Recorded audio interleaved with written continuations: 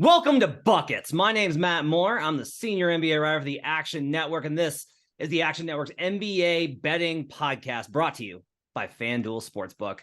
I'm joined today by my colleague, Brandon Anderson, NBA futures analyst. We're going to break down all sorts of stuff. We've got an ROI Rumble as we're going to go head-to-head over a division bet that we think may have value right now. We're going to talk about a team that we want to take a little bit more cautiously instead of betting a futures angle on them. We'll get to that as well as Brandon's excellent article on them.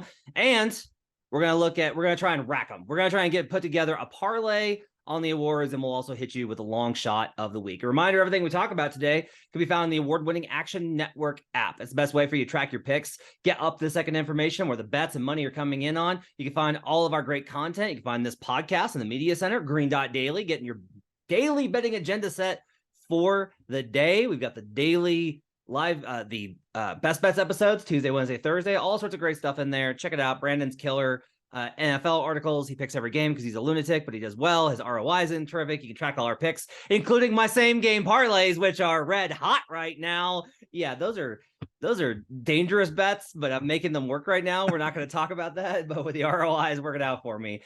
Brandon, right off the top, we got some news we got to talk about from we're recording this on Thursday afternoon, and we're not going to talk about Kyrie Irving, though. Spoiler, I got a little column coming you might want to check out in a little bit. Brought the old fire back for a little bit. But we're going to talk about the Sixers. James Harden suffered an injury, going to be out for a month now. What is your reaction to that news, as we were kind of worried about the Sixers last week, and then they kind of got together and we're like, hey, this might be okay. And now Harden's out for a month. What is your reaction in terms of the betting markets and in general in regards to the Sixers right now? Yeah, you and I were both on a lot of Sixers futures coming to the season, and we had a little ceremonial burning for pretty much all of them last week. I was trying to find the ashes to see, like, are ashes able to be burnt again? Is that a thing that can happen? Like, is it incense at this point? I'm not sure where we're at on it. Yeah, I think the obvious from a futures standpoint, the thing that came to mind was Tyrese Maxey for most improved. He's a guy that kind of was bullseye on a lot of my checklist things anyway. If he could get enough usage and playing time to make the jump, well, no, James Harden is a pretty good way to do that, it turns out. And we've talked a lot about making the All-Star team is important. Well, having this big spotlight for a month or more, usually an or more in this case, that can be a good way too. However, our guy Tyrese Maxey is now the clear favorite at most improved. Apparently, I was not the only one to notice that might be a good bet to make. So I'm not necessarily sure I need to jump in on that value now, but definitely a name to keep an eye on. Do you think that Joel Embiid MVP has some value? Because he's the other name, obviously, that, coming into the year, before we knew about the injury that wasn't hidden, that they didn't tell us about, that was definitely hidden. Before that, I was looking to add Embiid to my MVP portfolio. You got me doing portfolios now, Matt. This would be the spot for it. This would be the buy low before Embiid has the big, here I am, MVP, hear me roar. Maybe even gets to play like the Magic or somebody in there and pound some terrible team. But the foot thing, I don't know. Do you need to get an MVP ticket for Embiid right now? I have some parlays with him because I have some parlays with everyone.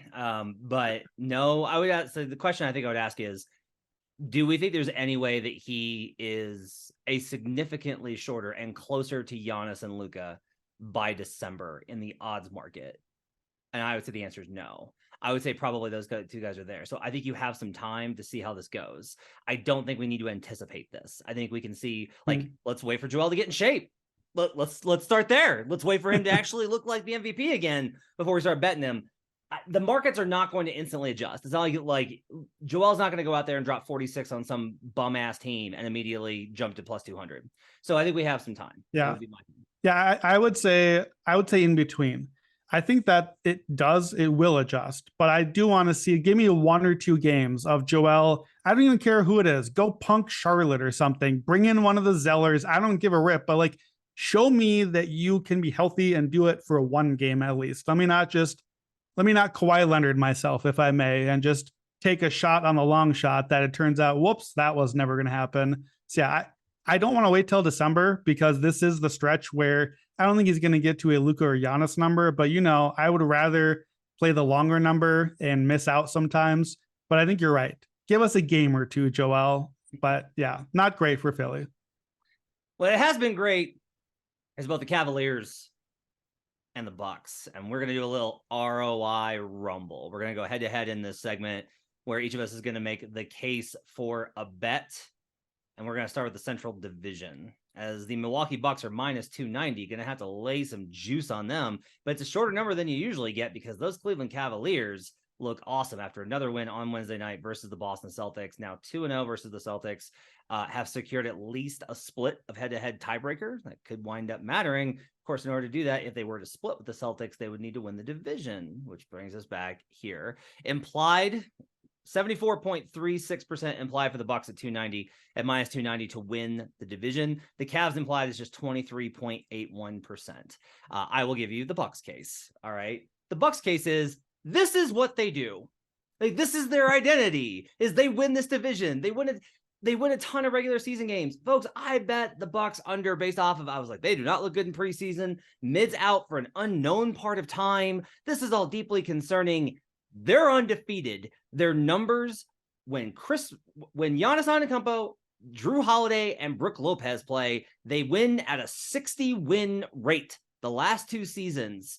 If you go back to the year before when they won the title, it's a 58% rate. If you throw in Chris Middleton, it's also a 58% rate.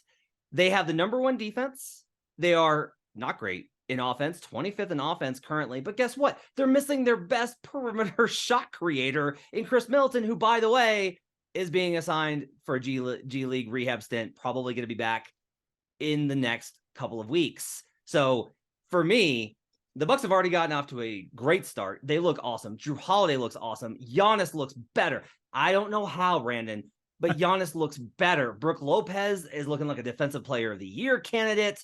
There's all sorts of injury stuff here, but I don't know that that's more significant than a Cavs team that always seems to have some dude banged up over the last two seasons. And when we just throw all this out, I believe in the Bucks formula. They're going to beat the bad teams. They're going to beat the teams at home, and they're going to beat their division opponents. Their record is impeccable in those three areas. The Cavaliers, I think, are going to be better in these high-profile spots. I'm not sure I trust them night by night yet for them to copy that kind of formula, because you're going to have to outdo the Bucks in those categories. You're going to have to be as good at home. You're going to have to be as good versus the bad teams. You're going to have to be as good versus division opponents. And all this makes it very difficult. So if you're betting division right now, it's still worth it to lay the minus 290 with the Milwaukee Bucks. So that was a really good case.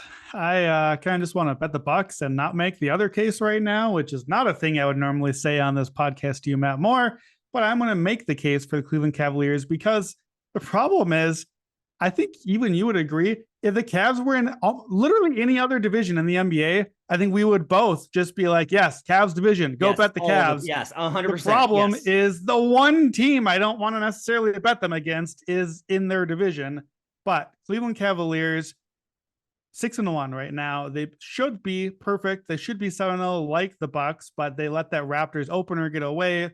2-0 against the Celtics. That Wednesday night game, man, that was, I think, maybe the best played game of the season. Yeah. I know you were on NBA Betcast for that one, but fun game. Felt like a playoff setting and not a first round playoff setting. Just really high level, good basketball.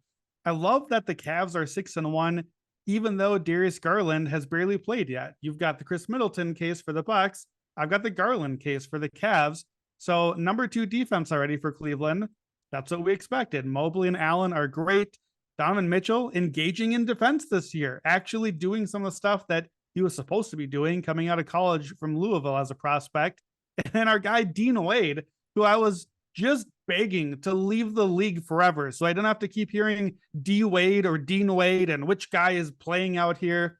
The guy can defend. The guy is like, he I think is that 5th starter that they need. He's not starting right now. I'd love to see it with LeVert off the bench now that Darius Garland is back. So we'll see how that settles.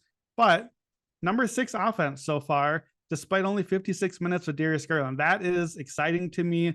Jarrett Allen hasn't even been that good yet compared to what he was last year. So Donovan Mitchell, I think, is the reason for that pretty obviously. And Don is that dude. Don has been the scorer in the clutch and down the stretch that they needed. 31-7 so far right now. Obviously, that will probably come down a little bit. His minutes are way up and usage up without Garland. But, we talked about, both of us had him for possible scoring leader champion. He's in the mix there. His assist rate, especially 7 assists per game. I don't know if we thought that he had that in him, but his assist rate is now up all 6 years of his career, one to the next. So you look around the NBA, how many guards are playing better basketball than Donovan Mitchell right now? Luka, I'll give you, if he counts as a guard, I think he's about as good as anyone else. Donovan Mitchell would be a pretty clear all-NBA right now. Steph, Dame, Ja, like that's kind of the mix that he's in, but I think he's in that mix. The one other thing that I like, although a little caution as well. So you break down the schedule analysis, positive residual. So I've got the chart that you had sent earlier in the off season. The Bucks had the 3rd easiest opening schedule. The Cavs were 4th hardest. So the fact that Cleveland can hang in and only be 1 game out is actually pretty good for the Cavs right now. But right now, they do have a road trip now. 5 games, Detroit, both LA teams, Sacramento, Golden State. That California road trip is never easy. So I'll say this. I like Cleveland here, but it's maybe not the exact moment in time to buy them. I think I'm going to look for my spot in November to buy in. I've got them from the summer, plus 1,000, plus 850, before I accurately predicted the Donovan Mitchell trade, as you recall, and had them before the season. Again, I just wish the Bucks weren't the team that had to beat anyone else. I feel great. The Cavs are looking good. They do play. Cleveland plays in Milwaukee twice this month. They play in Milwaukee right after this big West Coast trip, and then another week later, I think maybe the day after Thanksgiving. That all makes me believe that if you are right now at this moment while you're listening, choosing which side, you should probably pick Matt's side, because this is not the moment. I think there's going to be a better moment to get a better number on Cleveland. So, but I like the Bucks, or sorry, Freudian slip, perhaps. I like the Cavs. They're right in that range. And 538 projects them 49 wins, Bucks 54. That's around where I had it at the start of the season. Yeah. And I think I like the Bucks better. I like the Cavs number better. So I made the case for the Bucks.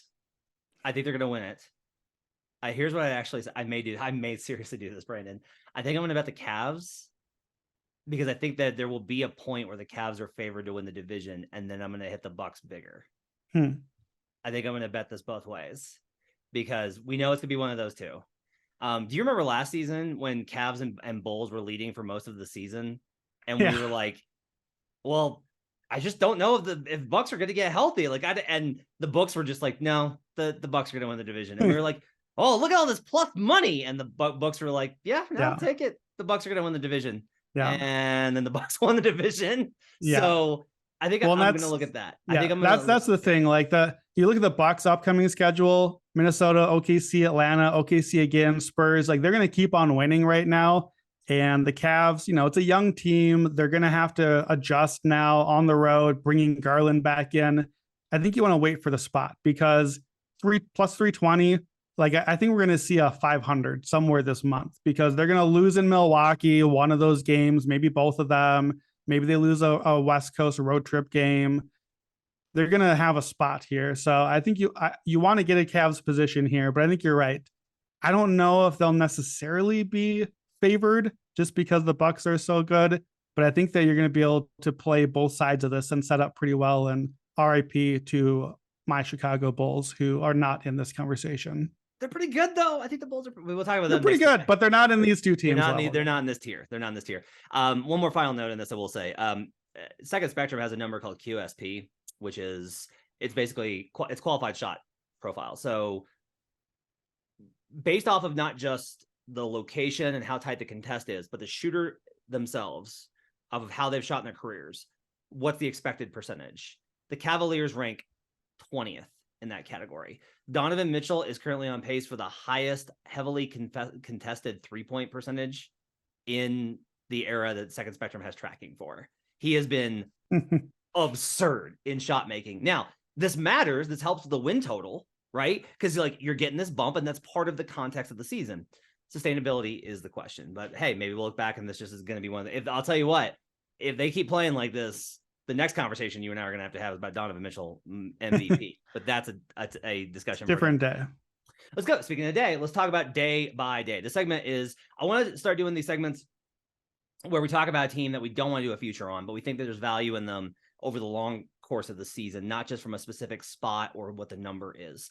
And we're going to start with the Utah Jazz. Brandon wrote an excellent article this week, breaking out from the shackles of NFL that they keep him constantly writing about every single game on, and wrote about NBA and wrote about the Jazz. And the conceit of the article is that instead of any of the tropes you've heard about Utah, and I think some of the tropes that he lists are accurate, I think it's a conjunction of things. But the biggest edge that the Jazz have is they're using math. It's offensive rebounds, it's their 3-point volume and percentage, and it's their turnover margin, which they're using essentially to this started a long time ago with the Warriors, where it was like these teams had a math problem where if you just bomb, and this is what Morey exploded for years with Houston, if you just bomb threes, you're going to wind up with an edge there. You can play better, but if the other team hits and makes more threes, it doesn't matter. You're going to wind up in a tough spot. And the Jazz have definitely taken advantage of that.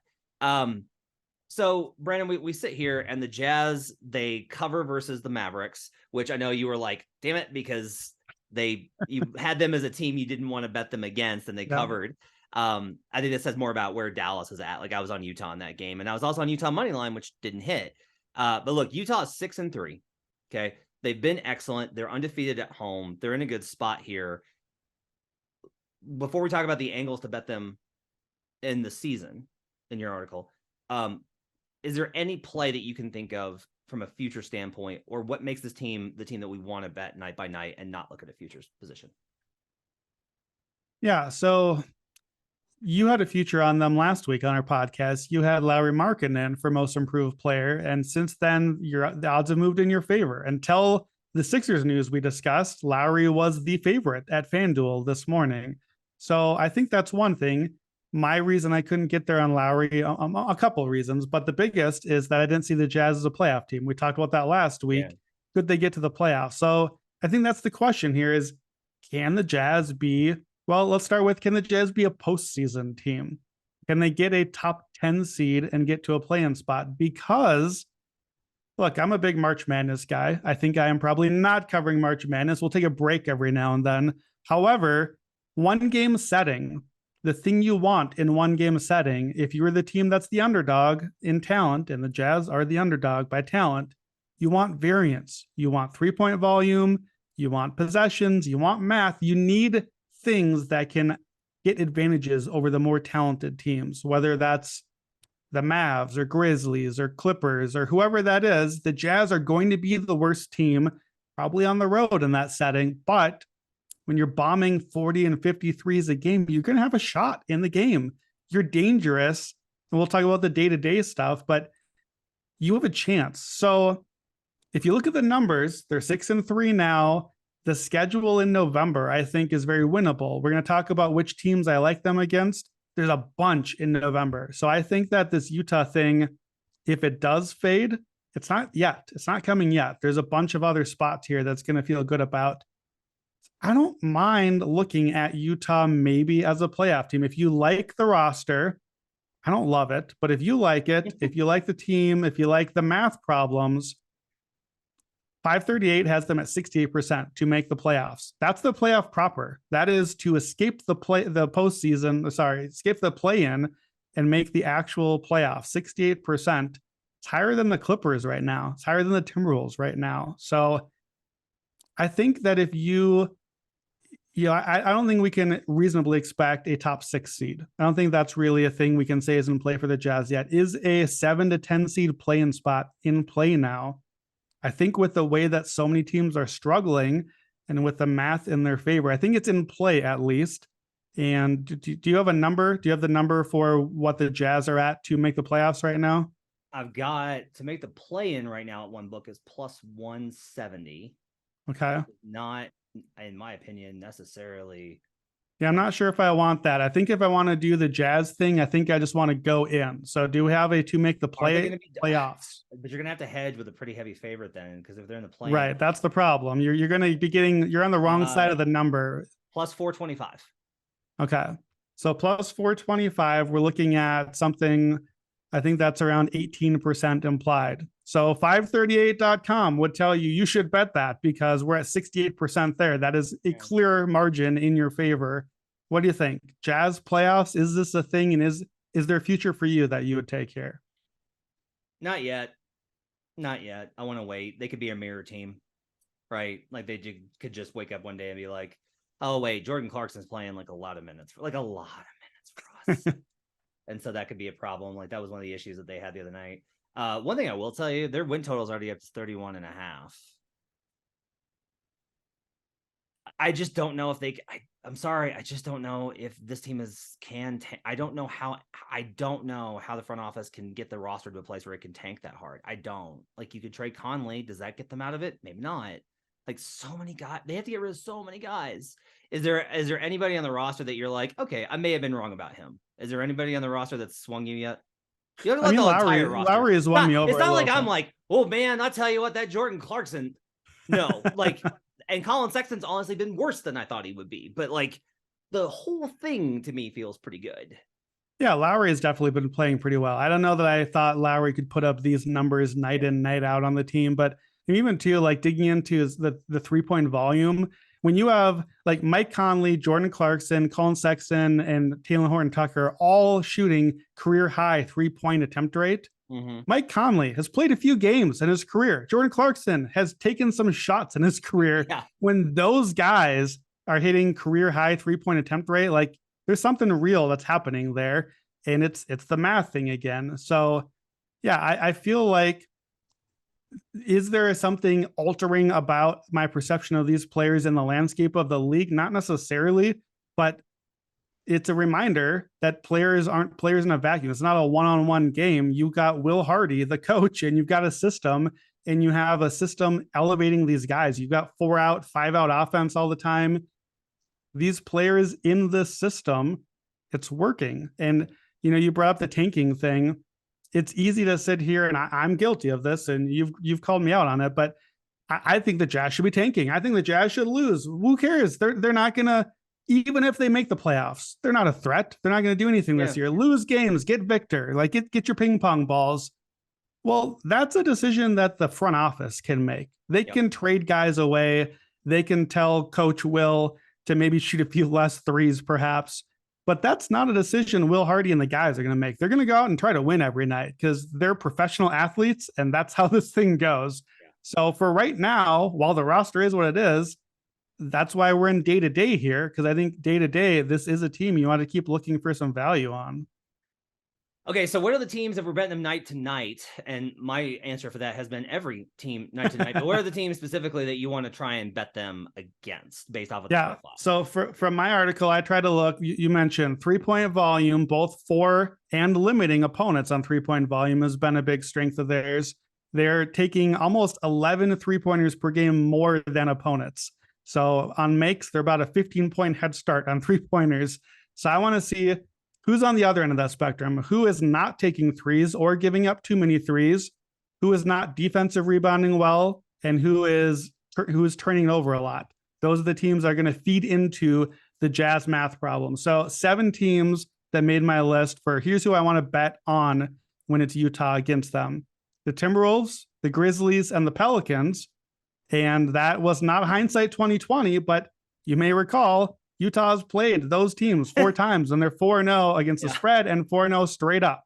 Yep. So the formula has worked for them. And then additionally, the Clippers, Bulls, Hawks, and Knicks. And I might add, those last 4 teams, they play them all in November. They play the Clippers on Sunday and then twice again later this month.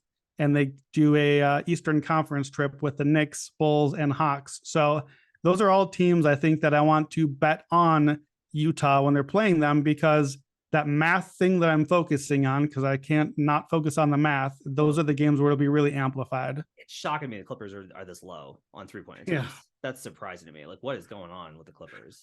We're going to come back to the Clippers in a few minutes. We're going to get back there. I will ask you this. So the Lakers, I presume, have a high rebound percentage. Yes, I believe that. The Lakers. Yeah, I think the Lakers just barely missed the cut, but the Lakers were nearly in the mix there as well. They play them twice in the next week, and I will just tell you that barring injury, I'm going to be on Utah. because I think the 3-point edge there, because they may shoot a fair amount. Like they took 36 last night versus the Pels. They're going to miss 33 of them though. They're going to miss. Yeah. So that to me is a prime spot for Utah versus. Yeah. Let me clarify. I remember why the Lakers didn't make my list. Sorry, Lakers fans. I literally only put teams on my list that I thought were actually good, that the Jazz might be like big underdogs to. So the Lakers didn't make the list because they didn't matter enough. As an example, look, I genuinely asked this question: if Lakers were not on their jersey, are the Lakers -2.5 on Friday versus the Jazz? No, you're betting on jerseys on that one. So I'm going to be on Utah tomorrow. I'll be on Utah in the rematch later in the week, I think, back in Utah. Great stuff, Brandon. Absolutely terrific. Check it out in the Action Network app. Brandon's article on the Utah Jazz and their advantage in the math department. Let's rack them. All right, so I'm going to start doing this segment, which is Brandon and I got on the same, and if you listen to this podcast, you know we bet differently, but we got on the program of there's value to be found in betting future awards, NBA future awards parlays. This has more value later in the season. I'm starting this now because we're starting the podcast and we're working out segments, but this is going to be an ongoing conversation. By like March, I'm going to be firing these like weekly, because when one of these guys is -210 and we know he's going to win, or -300, okay, you don't want to bet that, but you pair him with who you think is going to win the other two, even if they're like solid favorites. Like we were doing Ja most improved, Tyler Hero, and what was the other one? Most improved, 6-man. And then like I was smattering like Evan Mobley, Marcus Smart, Bam Adebayo on defensive player of the year. You can take the multiple positions on these guys. Like I put those two together with both Jokic and Embiid, and then your margin is such that you're going to profit either way, as long as you've narrowed down the candidates. So real quickly for this one, I will just tell you, like I have bet this.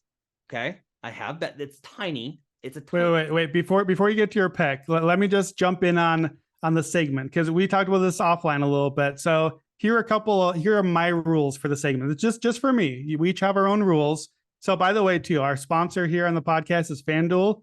I think you can only really bet this at FanDuel. Yep. You can stack these together there. So it's a FanDuel sponsored segment. Let's go. You cannot parlay awards from the same team. Like that's not a rule that I'm making. That is at the site. So obviously, because in my mind, I'm thinking, okay, well, if I want to do the Rackham idea, I want something correlated. So you can still correlate. You just need to correlate a different way. So I got a little creative. Yep. I'm going to bet at least a quarter unit on these. And I know it's like, okay, normally you think, okay, like a 0.1 unit. If you actually hit one of these crazy long shots, you'll be so angry that you put 0.1 units on it and won like nothing at the end of it. The difference from 1 to a quarter is basically the juice on like an NFL game on Sunday. If you can't afford that difference, then maybe don't play the Rackham segment. Maybe this is not the spot for you. And then the last thing is we're talking like, look, mine here is 150 to 1, and it is significantly shorter than yours today. Mm-hmm. All we have to do is hit one of these ever in like the years of our recording, and we are well in the black. So that's my notes on the segment. Hit me with your first Rackham for the season. Okay, so yeah, it's important to mention this. I bet awards so many different ways, and we'll have so many plays in the app that like I have spreadsheets that try and keep track of where my positions are in various players and what my liability is if X player doesn't win, and trying to do that across the parlays and all these types of things.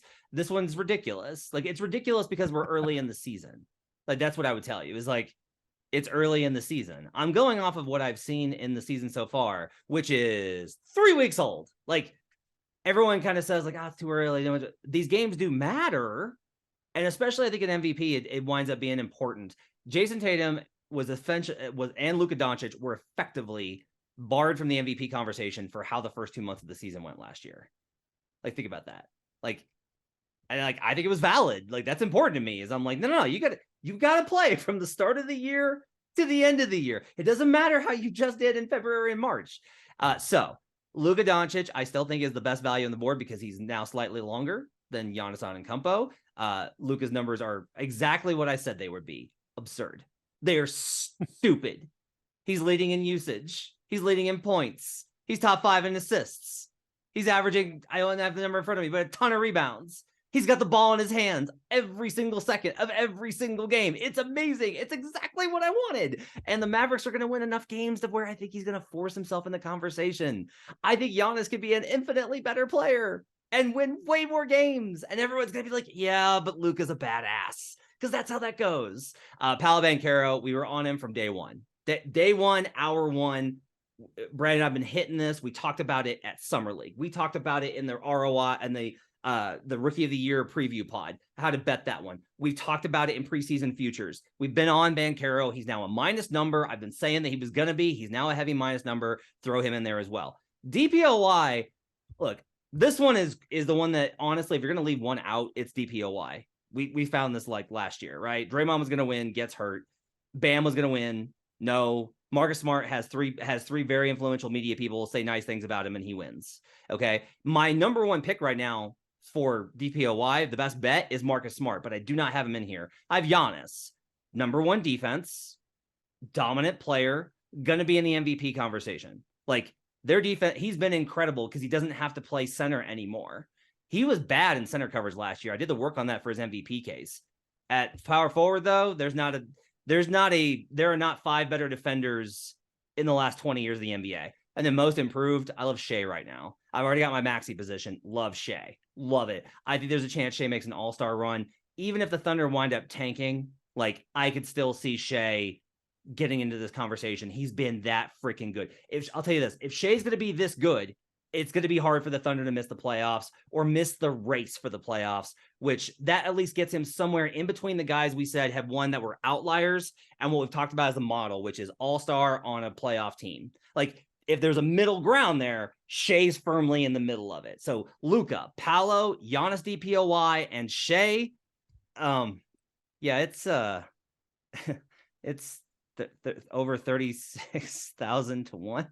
So it's a solid 360,841 on the old money line. And yeah, you hit it and you're going to feel like a freaking genius. But more than anything, this sets me up if I bet this now and Luka, it does become the MVP leader after the All-Star break. And Paolo is the, Matherin's numbers come back to earth. And it's like, yeah, Banchero is going to win Rookie of the Year. And Shea, the Thunder are somehow in the playoff race.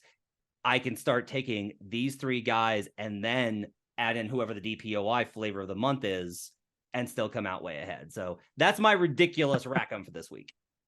By the way, just to clarify on the number here, we're looking at 3,600 to 1, not 36,000 to 1. Yes. So you're looking at like millionaire outcome, not Jeff Bezos outcome. Yes, so just to clarify on that one. I was trying to read the number and it was so ridiculous.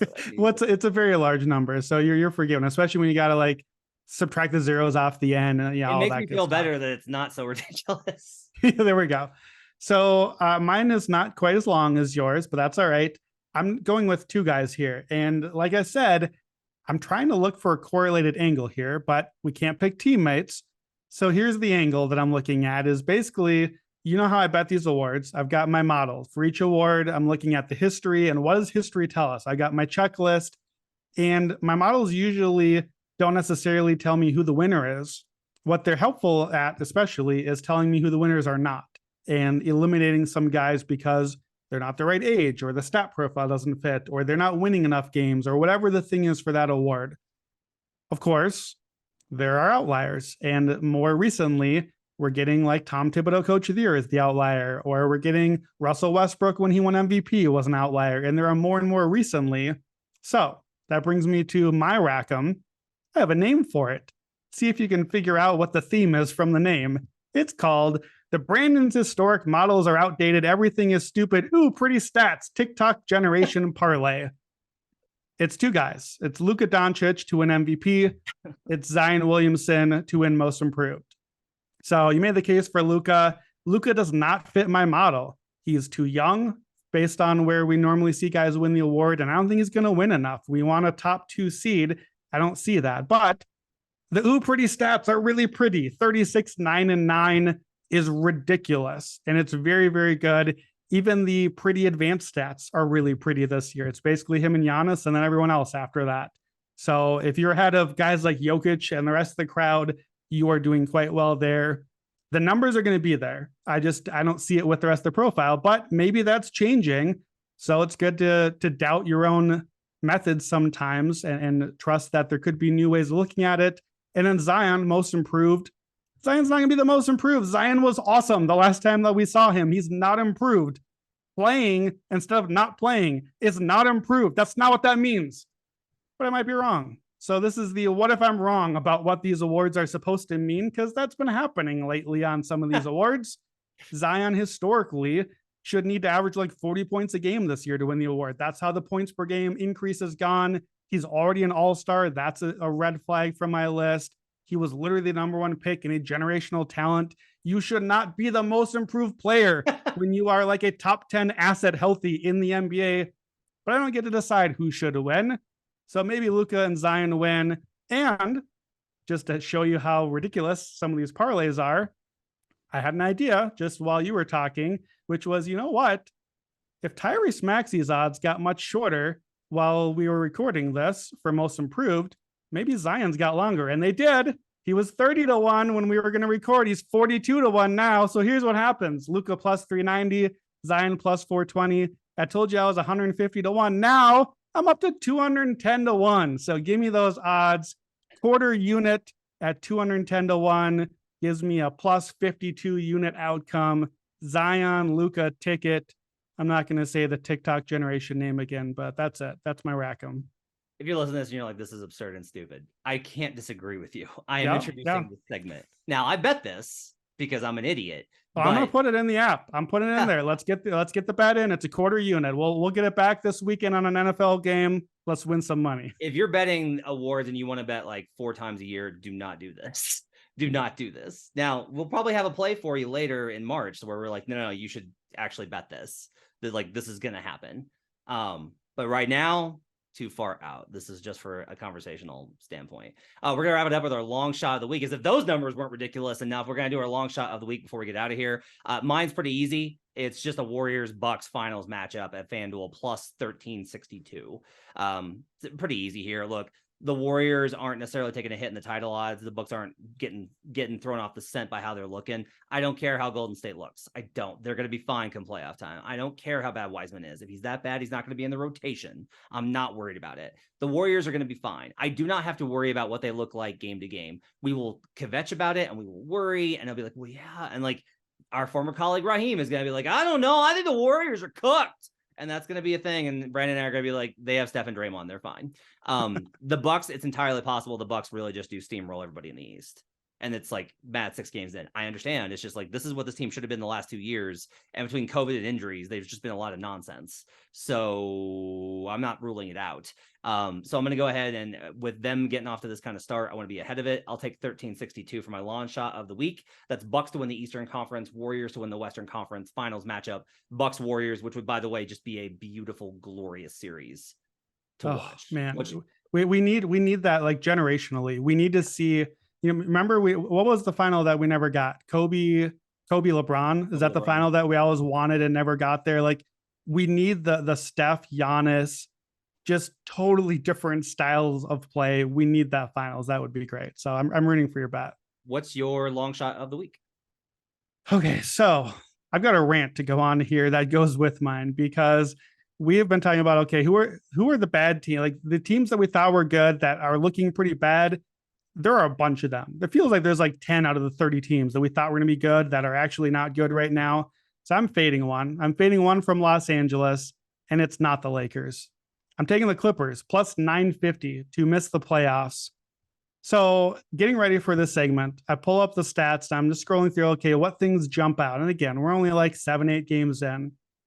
I'm scrolling on offensive rating, and I'm scrolling and scrolling. I make it down to the bottom, and there are the Los Angeles Clippers dead last in offensive rating. And here's the thing I notice about that. Last means last behind the Lakers. Los Angeles Lakers offense has been god-awful for the entire first 2 weeks, and the Clippers are below them. That is a giant red flag to me. So I look at the numbers a little more. They're second to last, the Clippers, in three-pointers made. They're dead last in turnover rate, turning over almost once every 6 possessions. They're dead last in free throws per game. They're bottom 5 in assists per game. That's the whole thing John Wall was supposed to help solve. It hasn't solved anything. The offense is not good. It is not. They're not playing well. If you look at the number one offense, who is the Suns, they're 18 points per 100 behind the Suns. So a point every 5 possessions that you are giving up against real offenses in the league. So Clippers are 4-4. So it feels like, okay, yeah, that's fine. The sky is not falling. It's a long season. Settle down. All right, well, let's look at the 4-4. 4 wins. You beat the Kings by 2. You beat the Rockets by 2. You beat the Lakers when they shot 9 for 45 on threes, which was probably their best shooting night of the season. And you beat the Rockets in a single digits game. Hooray for your wins, Clippers. The 4 losses, non-competitive in 3 of them. 2 of the losses to the Thunder. This has been a train wreck start for this team. And am I angry that I have Kawhi Leonard, MVP, and Norm Powell 6-man tickets? Yeah, I'm angry. I'm mad about it. Those tickets are gone. However, I think the Clippers just might not be good. They're 6th in defensive rating, so that's the reason they're hanging around here. But you're playing the Lakers, who are the 2nd worst offense in the league, the Rockets twice, who are 3rd worst, the Thunder twice, who are 25th on offense. So I'm not even sure I believe the defense has been great. They're 4th worst in net rating. Turnovers. They have the highest turnover rate offensively and the lowest turnover rate defensively. That is a crazy combination. They are basically giving the opponent a 5-possession head start in every game, which is not a great idea. So I don't like the Clippers right now. I think it's bad. Kawhi Leonard has played 42 minutes so far. That does not cash my 40-1 MVP ticket. Kawhi Leonard, it would be nice if you played. Paul George has not been good. We talked about the depth on this team all year, and we were all excited about it. So if you look past PG, who's leading the team in minutes per game, here's the next rest of the list. And I'm just feeling underwhelmed. It's Zubac, Reggie Jackson, Marcus Morris, Norm Powell, Luke Kennard, John Wall. The guys that we were feeling like, wow, there's so many guys here. They have so many good role players. Turns out when the stars don't show up, the rest of the role players, that's just the team, is not really exciting. So Clippers right now at 538.com, projected 43-39 on the record. Smells a lot like last year's team to me. That smells like a play-in team. And now we don't know. Is Kawhi going to play in the play-in game? Can he deign himself to play a game for us? Is Paul George going to show up or get COVID at the last second? I don't see them as a top 6 sure play-off team right now. And by the way, at 538, they have the Clippers 62% to make the playoffs. 62% is not good for the team that we thought was maybe the favorite to win the title. Under 2/3 of the time they make the playoffs. So plus 950, we're implied 9.5% to miss the playoffs. 38% is where 538 has them. So I will take it. I'm gonna be, here's where I'm at. I already have a Clippers title ticket with my Norm Powell thing. Now I'm gonna have a Clippers miss the playoffs. We're gonna get like some stupid 5-seed team that slogs through the season, does nothing, and middles out, and I miss both ends. But whatever, I'll take Clippers miss the playoffs. That was great, Brandon. Rant over. I bet Norm Powell for 6th man of the year last week, and I feel fine about it. Good. Welcome to the island. Yeah, plus 6,500, and I'll just tell you this: if the books were getting faked out by it, I'd buy low on them. But they still have the 4th best odds to win the title at plus 750. Books are like, don't care. I'll just tell you, I'm not worried. I think they're gonna be fine. I think they're gonna be okay. I don't think I think a lot of this is like they're very uncharacteristic right now, and if it's basically like, do you trust Ty Lue? Now, I've talked a lot about, I think Ty Lue's wildly overrated because he talked about as one of the best coaches of NBA history. Like our good friend and colleague Rob was on this podcast talking about Ty Lue being compared to Phil Jackson. Like, let's just maybe it's calm down a little bit. But Ty Lue's really good. The roster's really good. There hasn't yet been a Kawhi is out indefinitely. It's like he's not where he wants to be. It's frustrating, but it's not like it's going to be months. When we get there, maybe I'll reassess. But right now, yeah. I'm not adding. If the numbers were better, I would add. But right now, I'm staying away. I do want to note that finally, for one episode in both Rackham and Longshot of the Week, I had longer numbers than you. I just want to Want to go ahead and take that victory lap there. A reminder, download the award-winning Action Network app wherever you get your applications. Leave a 5-star review on our podcast on Apple for a chance to win a free 1-year sub to Action Pro. You can follow us on YouTube as well. Check out a video version of the show. Thanks for joining us, everybody. We'll be back next week. I'll do the recap with Albert Win on Monday and then best bets throughout the week. Thanks for joining us. Appreciate the feedback. We'll see you guys again next time. Oh, and let's get buckets.